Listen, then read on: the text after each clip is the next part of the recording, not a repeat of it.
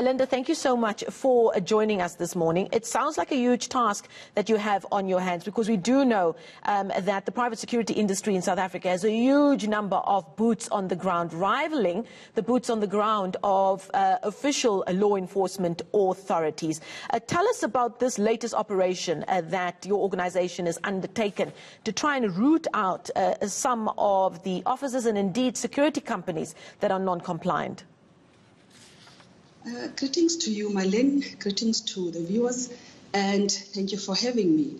Indeed, Marlene, the regulator is hot on the heels of unscrupulous companies, on the heels of non-compliant businesses, as well as non-compliant securities. So our responsibility as a regulator is to make sure that we professionalize the industry, that there's compliance in the industry, and to make sure that we clean and root up all the non-compliant activities in the industry. What have been the major problems that you've picked up? Is it more on the side of individual officers that don't have the correct paperwork, or is there more of a focus on the actual private security companies that have not been registered correctly? It's a combination of both. We find security companies which are businesses that are not registered at all. And if you are not registered, you are not supposed to trade within the industry. We also find businesses and companies that are registered, but they are not complying with the law. They are not complying with the relevant prescripts. They are not complying with our own legislation, which is the Psira Act. We also find the security service providers that are either not registered and or are registered, but they are not complying as well with the prescripts. What kind of communication is there between your organization and businesses who hire private security companies? Are enough businesses aware that they need to ask for the correct regulated paperwork from a private security business before they bring them on board to work for them?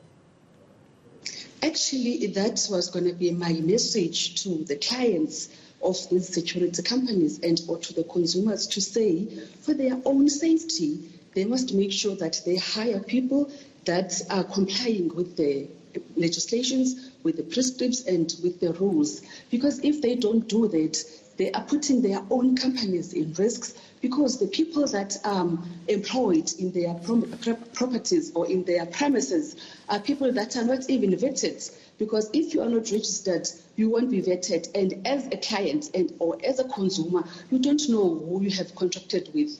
You are keeping in your premises equipment that are or assets that are far more than billions, and you are pushing security officers that have not been even vetted. So it's their responsibility, as well as clients, as well as consumers, to ensure that people that they have contracted with are actually acting within the confines of the law.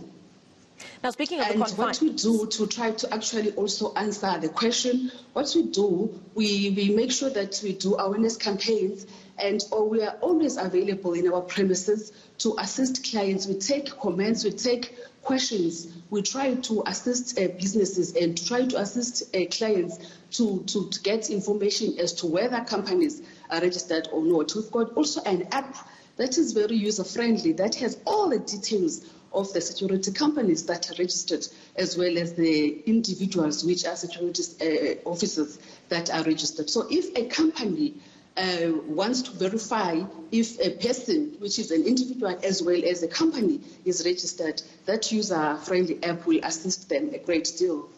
Now, speaking of the confines of the law, what kind of legal ramifications does somebody face? Let's say somebody who has started a private security company and has not complied with regulations. What kind of ramifications do they face if they are caught out in an operation such as the one that you've just run?